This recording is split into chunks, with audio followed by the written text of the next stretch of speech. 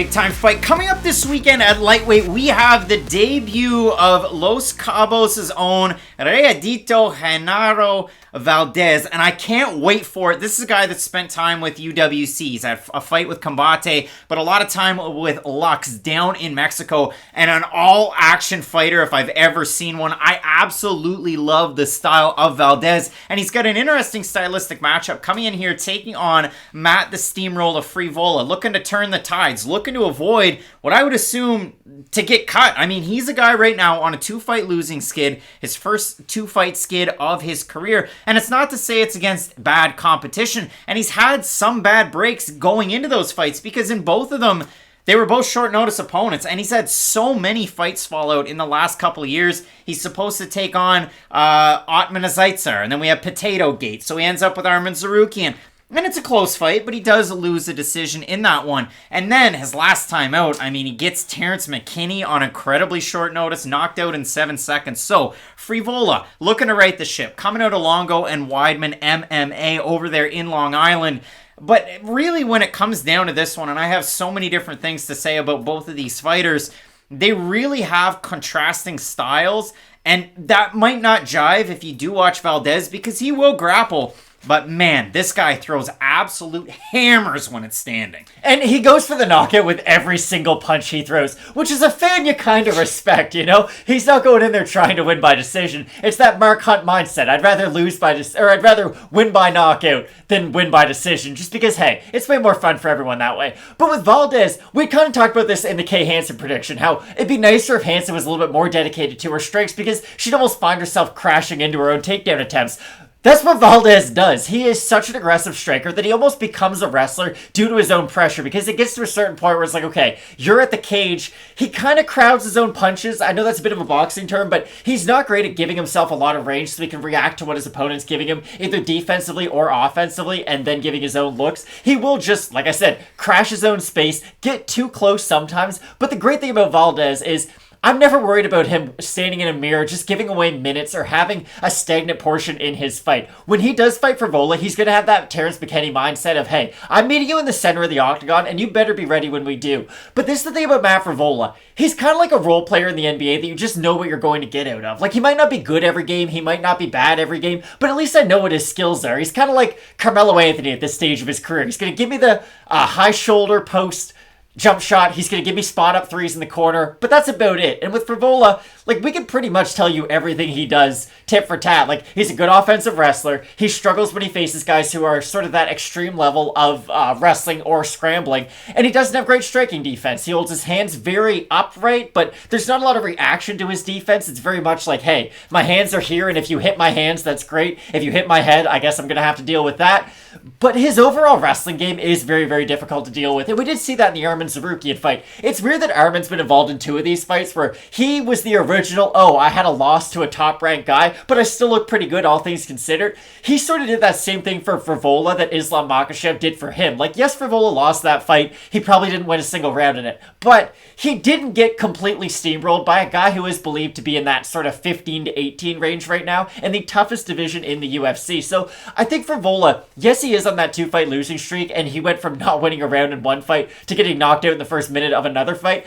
But you can't just look at his overall career and his last 2 fights and judge his whole career based on them. And when you look at the opponent here making the debut in Valdez, it's just interesting when you go down through his overall body of work, because level of competition kind of is what it is. Again, I had mentioned it. He spent a little bit of time with Combate, the one fight, spent some time with Lux, and you look at the guys that he's fought.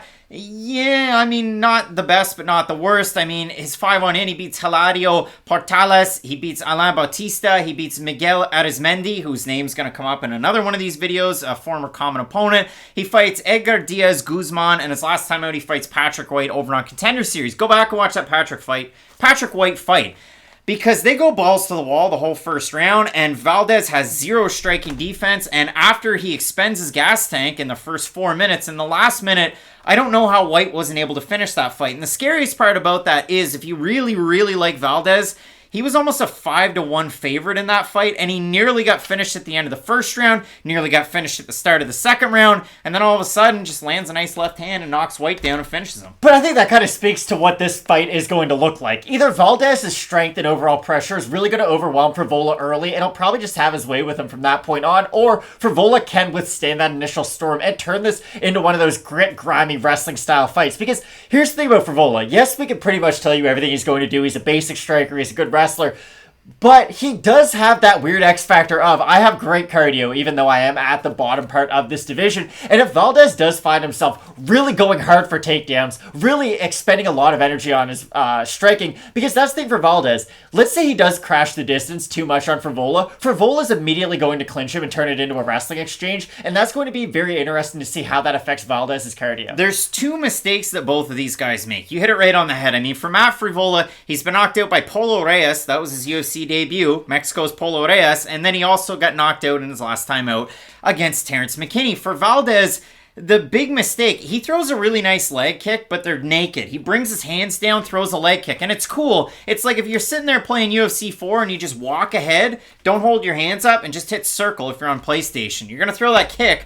There's nothing behind it, and you can get taken down off of that specific leg kick. The other thing that he does, if he decides to grapple, normally the striking sets up the grappling, and most people will watch him fight and go, well, why aren't you still punching the guy on the feet? No, he likes to take them down and try and submit them. But when Valdez does this, he rushes to position way too fast against bad grapplers, and they're still able to get out of bad positions. I've seen him in a couple of different spots. This was in multiple different fights where he goes to try and not get his hooks in before he goes with the rear naked choke, and he either slides off the back or he spins himself around into mount. Like, he just ends up in poor positions on the ground. So I do like Valdez. Again, tons of pressure, tons of volume. If you like the way that Joe Anderson Brito strikes, maybe forget about the Bill Algeo fight. But if you like the way that he strikes, again, a guy like Valdez kind of reminds me of him. When I look at the odds, they're weird because Matt Frevola opened a plus 110 underdog, and then he's a giant favorite, and then he's a big underdog again, and now he's a favorite again. He is a minus 217 at this current juncture on Sunday night. For Genaro Valdez, open to minus 130, he's plus 169. We haven't looked at the Tapology votes. Surprised us there to you. Setting the over-under at 55% Frevola. What would you say? I think Valdez could be the favorite. I think Valdez is the favorite. 827 total votes, 69% Valdez, 78% by knockout. For the 31% that have Frevola, 75% by decision. So the odds, I'm not heavily in favor of Frevola, but if you're more than a 2-1 favorite, you're a pretty decent favorite in MMA.